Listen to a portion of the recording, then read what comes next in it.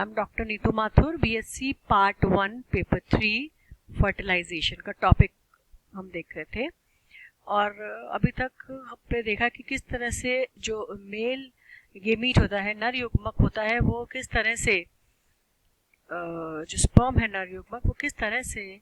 मादा युग्मक तक पहुंचता है, अंडाणु तक पहुंचता है, और उसके अंदर अलग अलग केमिकल प्रोसेस होता है, मैकेनिकल प्रोसेस होता है, जिससे कि वो मादा के अंडाणु की ज़ोना पेलुसिडा को टच करता है। उसमें उसकी होने वाली स्पर्म में होने वाली इन प्रक्रियाओं को हम कैपेसिटेशन बोलते हैं। कैपेसिटेशन में एक्रोसोम प्रक्रिया होती है, एक्रोसोम नलिका निकलती है और एक्रोसोम नलिका के पीछे एक्रोसोमल ग्रेन्यूल जो है वो मार्ग बनाता हुआ केंद्रक को अंडाणु की झिल्ली तक लेकर आता है और फिर अंडाणु की झिल्ली को भेद कर जो स्पर्म का शुक्राणु का केंद्रक है वो किस तरह से अंडाणु के अंदर छोड़ दिया जाता है। अब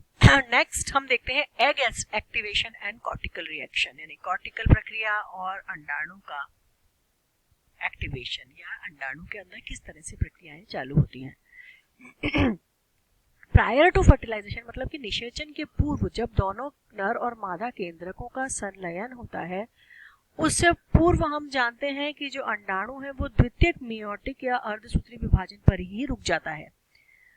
अंडाणु जो है वो उस समय मेटाफेज जो होती है द्वितीय अर्धसूत्री विभाजन की मेटाफेज अवस्था में ही होता है। लेकिन जैसे ही स्पर्म का जो न्यूक्लियस है, स्पर्म जो बाइंड करता है, वैसे ही अंडाणु के अंदर रैपिड चेंजेस होते हैं और उसके अंदर और विभाजन की प्रक्रिया होती है केंद्रक के अंदर, और इसी को हम अंडाणु का उद्दीपन या एग एक्टिवेशन कहते हैं। जो भी कोशिका के अंदर अंतरा कोशिकीय कैल्शियम होता है उसकी मात्रा में वृद्धि हो जाती है, अर्धसूत्री विभाजन द्वितीय पूरा हो जाता है और एक अभिक्रिया प्रारंभ होती है, इसको हम कॉर्टिकल रिएक्शन कहते हैं। कॉर्टिकल रिएक्शन वास्तव में कॉर्टिकल कणिकाएं जो कि उसकी परिधि की तरफ उपस्थित होती हैं, जैसे ही स्पर्म और oocyte का संलयन होता है, जैसे ही अंडाणु और शुक्राणु के केंद्रकों का संलयन होता है, वैसे ही ये कॉर्टिकल कणिकाएं जो होती हैं वो टूट जाती हैं और बाहर की तरफ इन कॉर्टिकल कणिकाओं के अंदर कुछ एंजाइम्स होते हैं, कुछ प्रोटियोजेस होते हैं जो कि ज़ोना पेलुसिडा के अंदर छोड़ दिए जाते हैं एक्सोसाइटोसिस या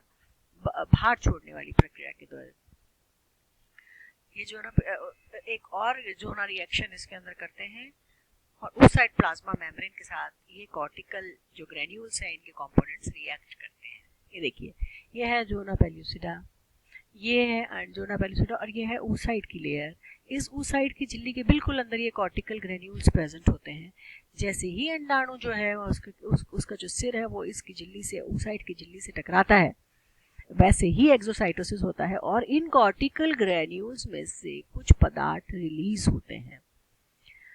ये जो एंजाइम्स रिलीज हुए हैं ये इस पेरीवेटलाइन स्पेस में आ जाते हैं और यहाँ पर हार्ड हो जाते हैं, कठोर हो जाते हैं और एक मेम्ब्रेन बना देते हैं जिसको हम फर्टिलाइजेशन मेम्ब्रेन कहते हैं। और ये दूसरे अन्य अब शुक्राणु के प्रवेश का निषेध कर देते हैं, यानी ब्लॉक टू पॉलीस्पर्मी। पॉलीस्पर्मी का मतलब होता है बहुत सारे शुक्राणुओं को अंदर आना, उसको रोक देते हैं। एक ही शुक्राणु के अंदर इस टच होने से यह कॉर्टिकल रिएक्शन प्रारंभ हो जाती है और फिर दूसरे फर्दर स्पर्म्स को अंदर आने से रोक देती है, ब्लॉक कर देती है। देखिए, ये है अंडाणु की झिल्ली, दिस इज ये वाली, और ये इसकी ज़ोना पेलुसिडा,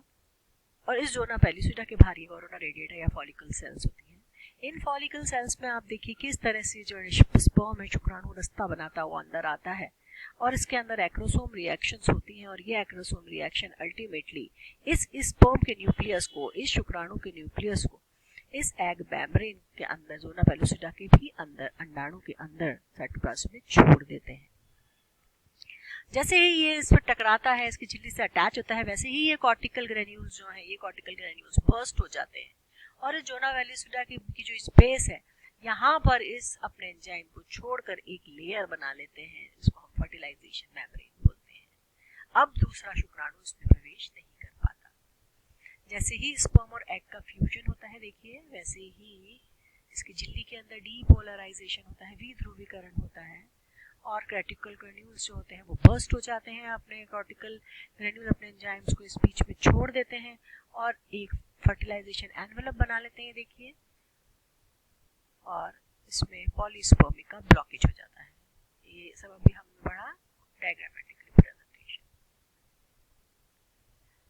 अब जोना पेलुसिडा के बाहर जब इस तरह से कॉर्टिकल ग्रेन्यूल के पदार्थों को, एंजाइम्स को छोड़ा जाता है, तो इसमें जो जोना पेलुसिडा है उसकी स्ट्रक्चर के अंदर परिवर्तन आते हैं। कॉर्टिकल ग्रेन्यूल्स के जो प्रोटीएज हैं वो उसको उद्दीपित करते हैं। कॉर्टिकल ग्रेन्यूल के जो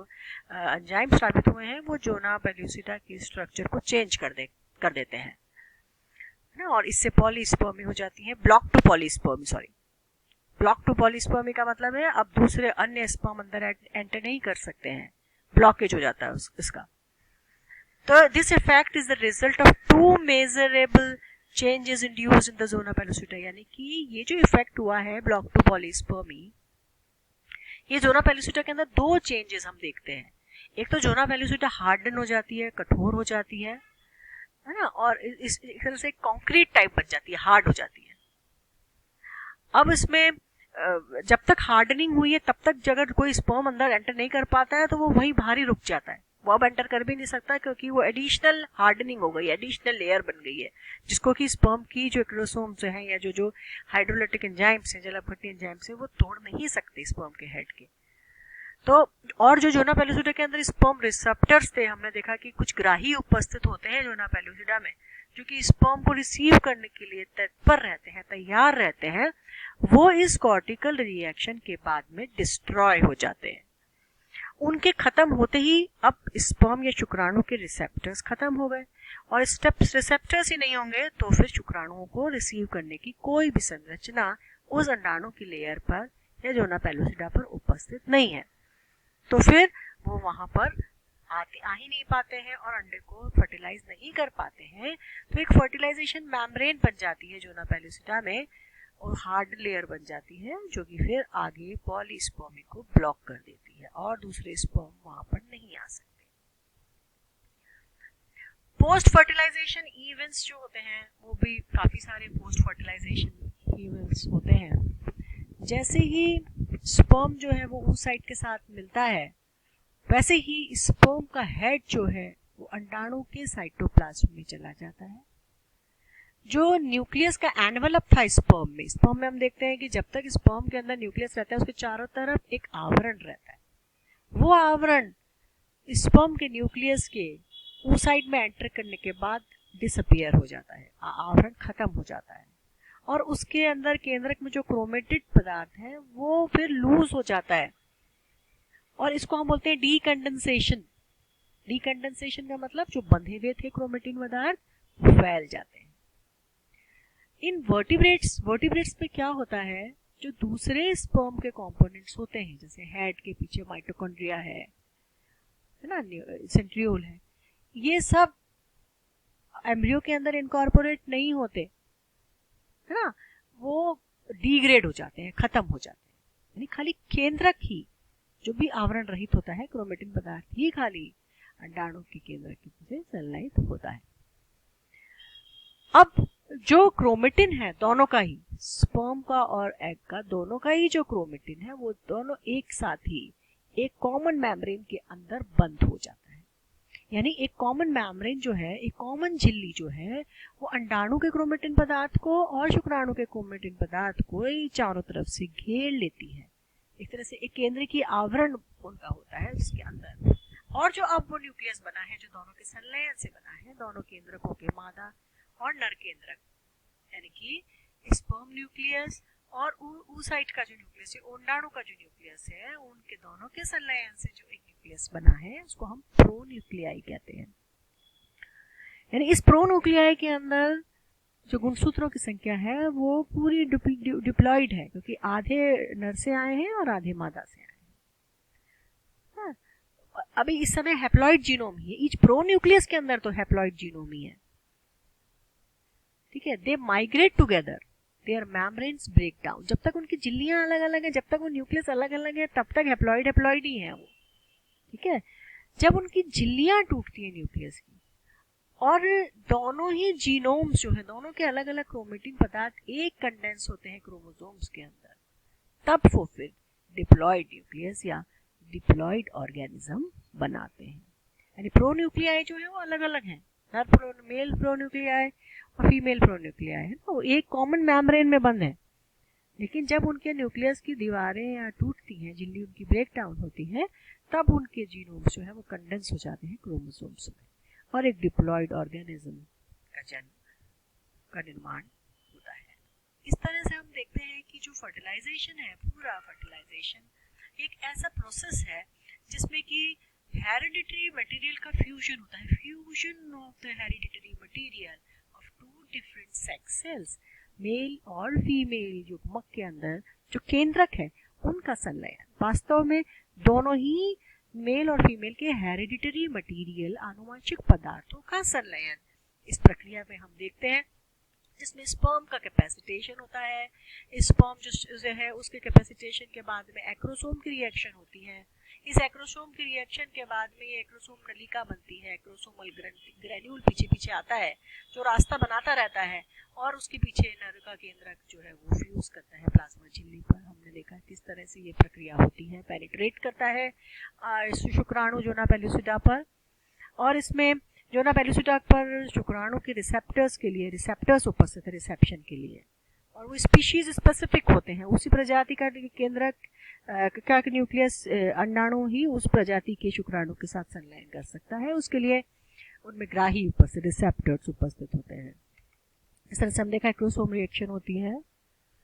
फिर उसके बाद में स्पर्म oocyte के साथ बाइंड करता है, कैसे जोना पेलुसिडा है वो उसको बाइंड करती है, कैसे कॉर्टिकल रिएक्शंस होते हैं, जो कॉर्टिकल ग्रेन्यूल्स हैं ये बर्स्ट होते हैं, ये कॉर्टिकल ग्रेन्यूल्स बर्स्ट होकर इस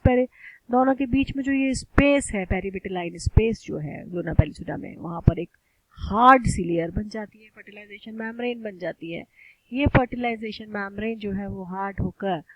पॉलीस्पर्मी को ब्लॉक करती है, ब्लॉक टू पॉलीस्पर्मी, इस तरह से प्रक्रिया होती है, और फिर दूसरे स्पर्म अदर पेनिट्रेट नहीं कर पाते हैं, इस तरह से देखिए, और फर्टिलाइजेशन की प्रक्रिया पूर्ण होती है। पोस्ट फर्टिलाइजेशन इवेंट्स पे हम देखते हैं किस तरह से प्रोन्यूक्लियाई बनते हैं, और जो ये प्रोन्यूक्लियाई बने,